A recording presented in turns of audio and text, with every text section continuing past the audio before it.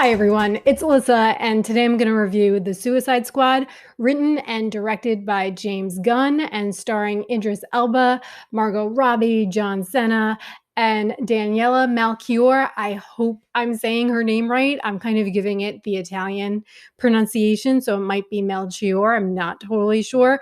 But I say her name with purpose because she was one of my favorite characters in the movie. So I'm going to start off by saying when I saw the trailer for this movie, I wasn't super excited.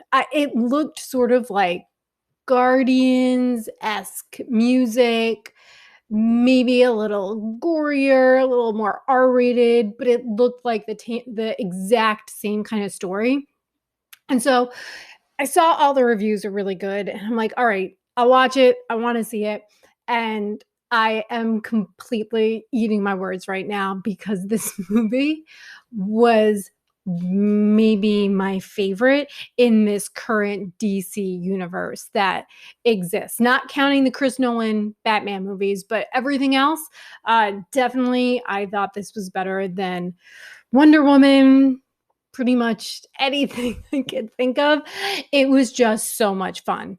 And it's not like this is the kind of movie that's going to necessarily change your life with filmmaking, but I really don't care because it was a blockbuster that I actually really liked. And the narrative was interesting. The structure of it was really good. Before I get into it, I will give you, the briefest plot ever because I feel like to give anything more would give away too many surprises in the movie. And that was, in my opinion, the thing that this movie really had going for it is that there were a lot of twists and turns and some things that I definitely did not see coming and some things that I saw coming, and I really wanted it to happen. So when it happened, it just felt so good.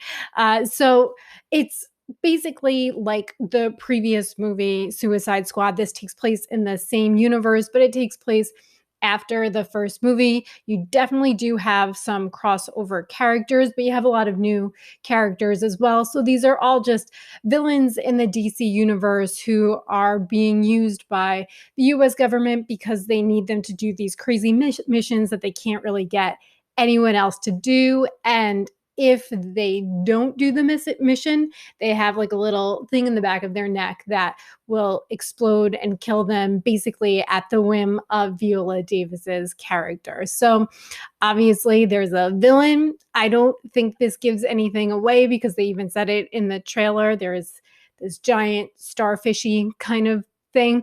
I don't read comic books. I just watch comic book movies. So I'm sure all of these creatures and characters are really important within that universe, but they were all new to me when I was watching it. So it was kind of like fun and absurd and a monster movie. So when I'm thinking about what really worked in this movie, it was this kind of interesting narrative structure where you didn't know what was going to happen next, or you would have certain characters off doing one thing while you had a parallel story going on somewhere else. And obviously, people are going to meet up. And it was just kind of a thoughtful script from James Gunn. And this is when I knew I was going to like this movie. They have a thing with this yellow bird, and then the thing with the yellow bird comes back about 10 minutes later. And I was like, oh, this is actually really well structured and well written. And he understands these characters so well. I would say Harley Quinn is still Harley Quinn, but she was slightly different in this movie. And the way Margot Robbie played her was slightly different. It wasn't that she felt like she was outside the universe or a new character.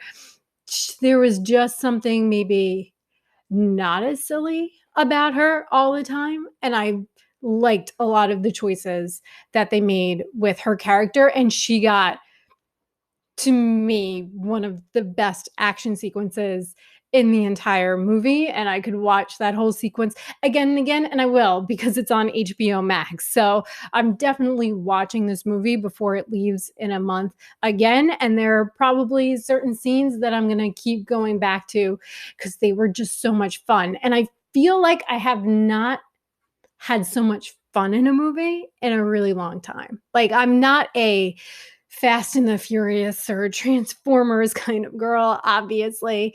Blockbusters are not always for me, but if this is what a blockbuster is like, this is my kind of blockbuster. I love that the movie was R-rated. I feel like it really needed to be. If I were going to critique something about the movie, I would say there are definitely some jokes that are like 12-year-old boy jokes and things where I was like, all right, sure, fine. But like for the most part, the jokes would land. Some of the jokes didn't land for me, but I also didn't care because the action was really good. It was really gory in a very comic book kind of way. And I love that kind of violence. It was just, if you like heads exploding and blowing up, this is the movie for you. So I was, for every kind of dumb, like little kid, teenager-y sort of joke, no offense, there was something that I really loved seeing, or there were just these really beautiful shots. Going back to this one scene with Harley Quinn, it was just so beautifully shot and how you like see the world through her mind. I just loved it. I felt like the casting for the most part was great. I'm never going to like Joel Kinnaman. He's never going to be an actor where I'm like, "Oh, he's super exciting and I can't wait to see what he's doing next." He's just kind of boring to me. But not to say like he takes away from the movie at all. It's just a character I don't necessarily care about. But man, and this is also nothing against Will Smith, but I just really liked Idris Elba in the movie so much better. And I know they're not the same character. So Idris Elba is Bloodsport, and then Will Smith's character is Deadshot, like very similar names. And they're very similar characters, but they specifically didn't want that same character just in case Will Smith wants to come back in the future because he had a conflict in his schedule. But I kind of just really, I think just in general, I would rather see Idris Elba in every movie rather than Will Smith. He's just a person that I can always watch. But the one thing about him is he doesn't always pick the greatest movies, because I feel like he is such an incredible actor. He's a great dramatic actor. I loved him in Beasts of No Nation, but sometimes he gets cast to the side. And to me, he is such a leading actor. When I think of his role in the Thor movies, it's like, why were you not utilizing him? And why weren't you letting him have any fun at all? Like, he was really serious and he's so good at comedy, and I felt like he did a great job of sort of balancing the comedy. I love sort of the way they put him and Cena, whatever it is, up against each other, because it's like the joke that they two are almost the exact same character who have the exact same sort of skill set. And so they're always in this kind of competition with each other.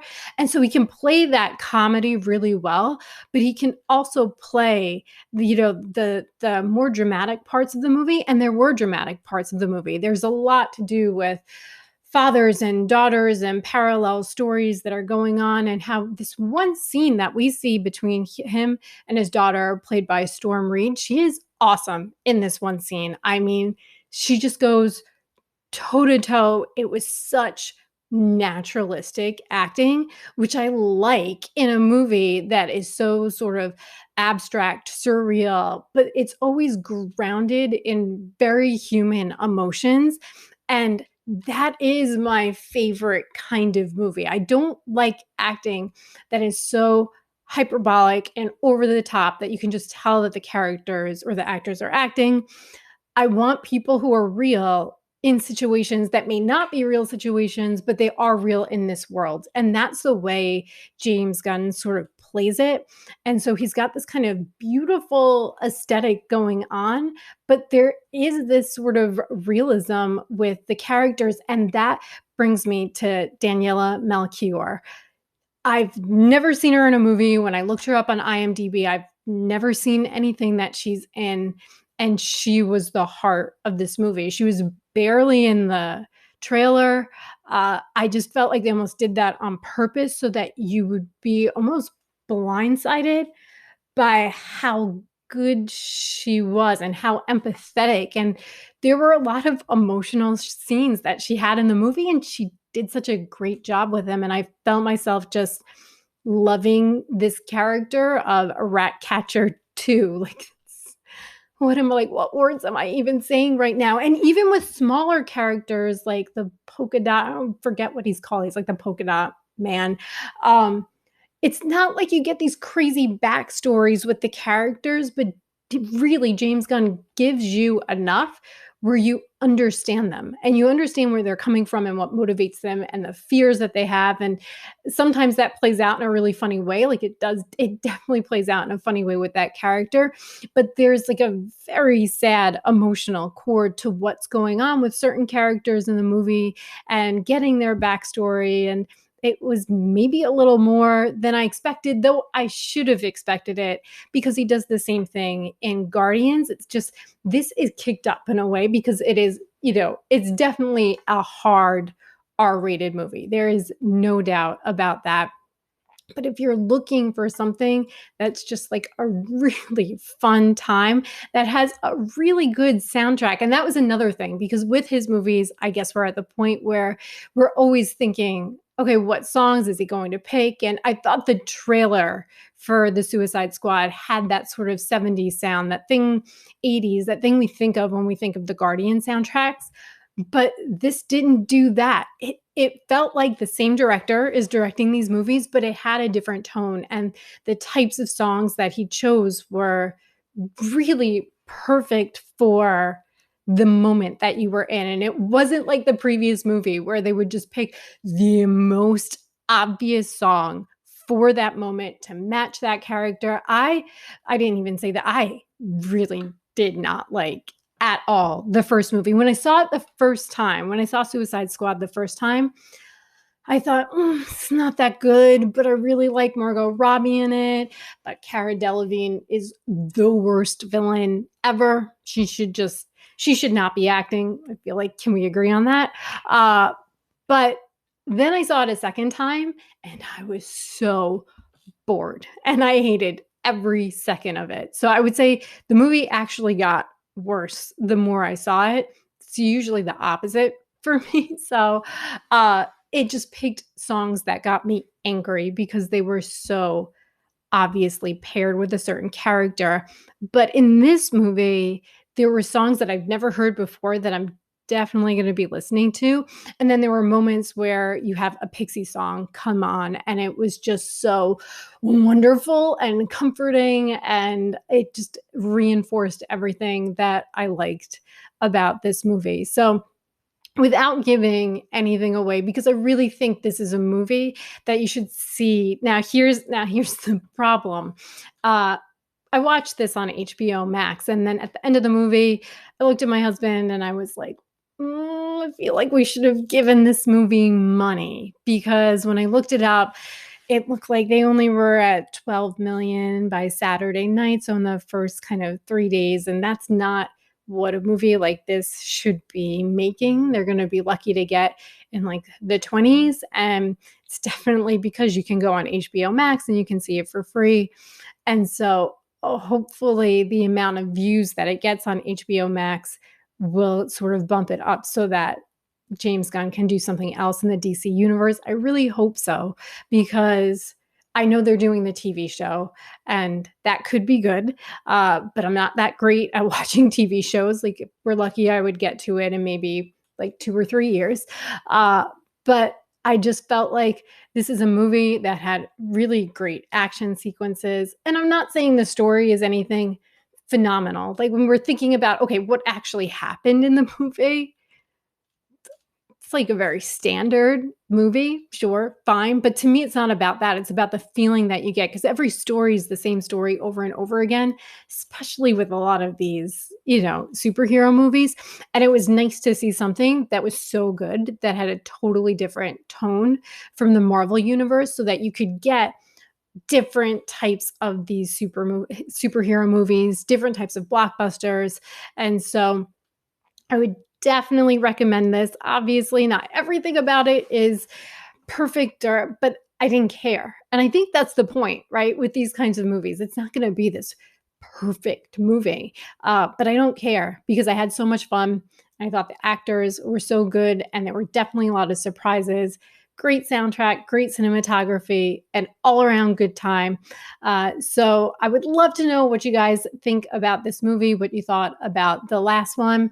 Uh, I now sort of feel bad that I didn't see it in the movie theater, but I also can't justify spending like $28 to see something that I have for free that I pay for, with a subscription. So, uh, I would love to hear what everyone thinks. If you like this video, please like, please subscribe, all of that stuff.